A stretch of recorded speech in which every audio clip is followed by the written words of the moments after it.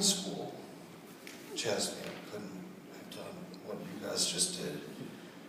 And it's really awesome, and it just really shows the kind of hard work and effort that you guys must have been putting into this for quite a while to get it to this point.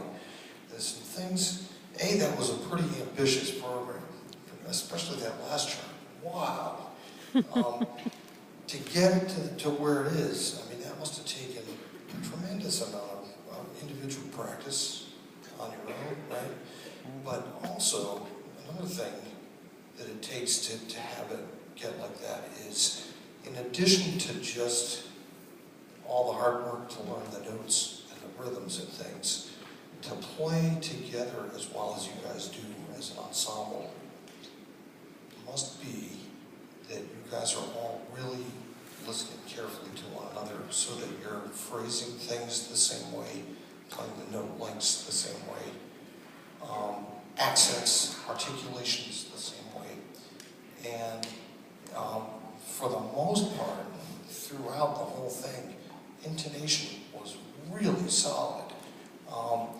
And you know how all of our different instruments have certain tendencies to want to play. Saxophones like to play a little sharp in the upper register or flat in the lower notes and stuff.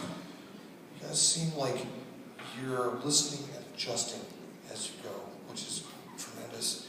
Also like the way some of the auxiliary instruments that you wouldn't normally find in a jazz band really contributed a whole lot, particularly on the ballad, on the middle tune, where you had this effect of this big cloud or a big pillow. You know, the ensemble blend was enhanced by the fact that you had tuba and French horns in there and flute.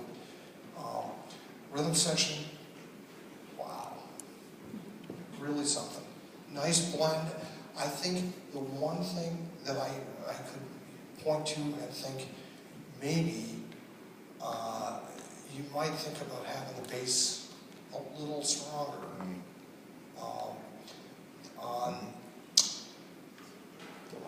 Now I'm trying to remember which tune it was. I think it was on Blue Madness that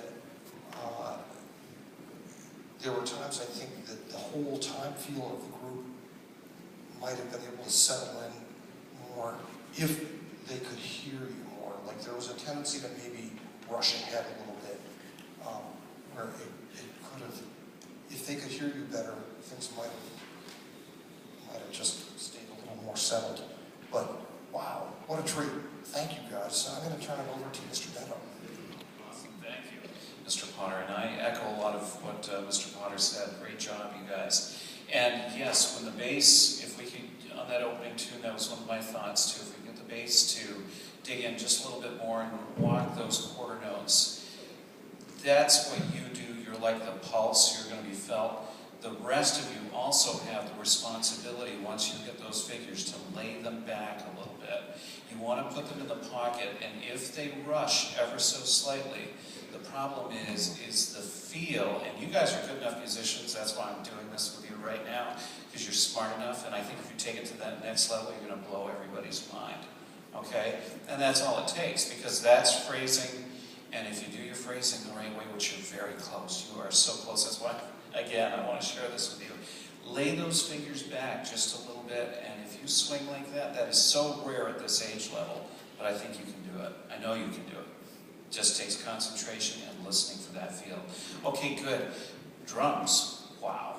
You have a feel that, we heard you in the very beginning, one of the things Mr. Potter said to me on the side, wow, Max Roach right there. So you've been listening a lot, haven't you? Because you've got a great feel. Rhythm section, supporting rhythm section, fabulous. You guys are all very, very good. Make sure you check the sound level within your section very carefully, because if any of those fall out or run a little low in the overall blend and volume, then we're going to lose the magic that is truly there, but we might not be hearing it at that moment.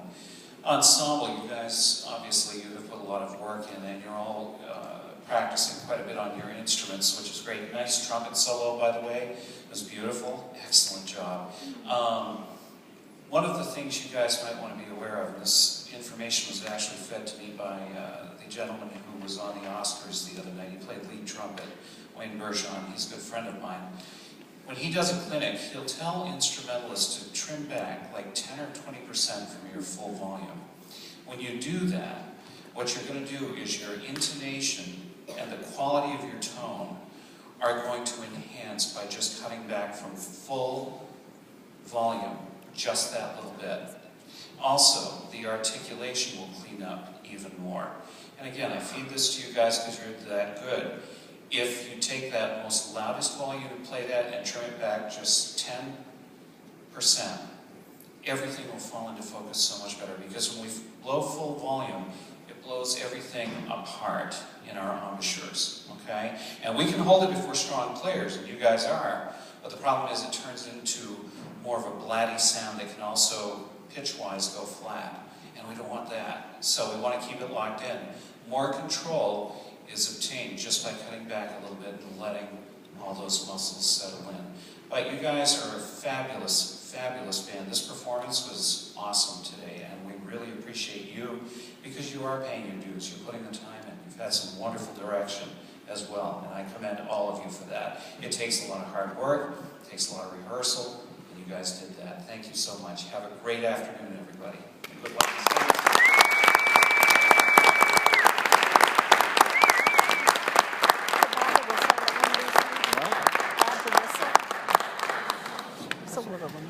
To whistle?